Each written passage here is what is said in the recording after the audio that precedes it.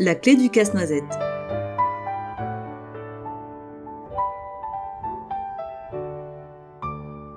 Dans la chambre doucement éclairée par la lune, un casse-noisette se tenait immobile sur une étagère.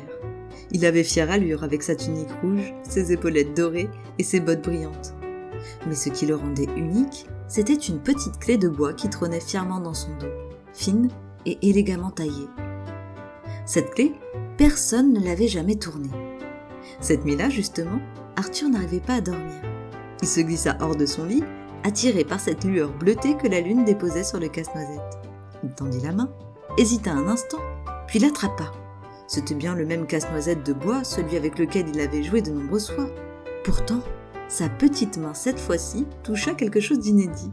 C'était la fameuse clé en bois. « Juste un petit tour, pour voir », murmura-t-il. La clé grinça doucement, et alors, quelque chose d'extraordinaire arriva. Le casse-noisette cligna des yeux. Puis il redressa la tête, fit bouger ses épaules comme quelqu'un qui s'éveille après un long sommeil. « Enfin !» dit-il d'une voix douce. « Quelqu'un a tourné la clé !» Arthur recula, étonné, mais céda vite à un émerveillement grandissant, car autour d'eux, d'autres bruits s'éveillaient dans la maison. Des petits tintements, des craquements de bois et des pas minuscules. Sur l'étagère, dans le salon, au pied du sapin, partout, les casse-noisettes de la maison s'animaient. Le soldat vert ajusta son grand chapeau, le rouge tapota son tambour, le doré épousta prestement son manteau, et le casse-noisette tout de travers, celui qu'Arthur avait peint quand il était petit, se remit debout fièrement, même si sa moustache bancale lui donnait l'air un peu endormi.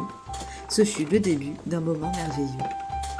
Les casse-noisettes descendirent de l'étagère, sautèrent du buffet, glissèrent sur les jambes des chaises.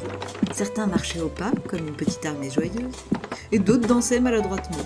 Le tambourin tintait, les bottes miniatures résonnaient sur le parquet, et Arthur riait de plus en plus fort. Alors, ils s'élancèrent tous dans une farandole légère autour du sapin. Ils dansèrent entre les cadeaux, sautèrent au-dessus des guirlandes, et se glissèrent même sur la nappe où restaient encore quelques miettes de biscuits de Noël. Arthur n'avait jamais vu un spectacle pareil. Mais le temps passe vite quand on rit. La petite horloge de bois posée sur le buffet sonna minuit. Les casse-noisettes s'arrêtèrent net. « Oh, c'est l'heure! On doit retourner à nos places !» Un à un, les casse-noisettes vinrent saluer Arthur. Le petit mancal lui fit un clin d'œil. Le rouge tapota son épaule.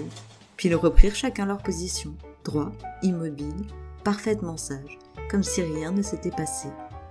Le dernier resta quelques secondes de plus. « Tu peux me réveiller quand tu veux, » dit-il doucement. « Tu sais maintenant qu'il te suffit de tourner ma clé. » Puis il se figea, reprenant son air sérieux de jouet de bois. Arthur resta un moment émerveillé, puis retourna dans son lit. Un sourire flottait encore sur ses lèvres. Il s'endormit presque aussitôt, heureux de savoir que, dans le silence de la nuit, une petite troupe de casse-noisettes veillait sur lui, prête à se réveiller au prochain tour de clé.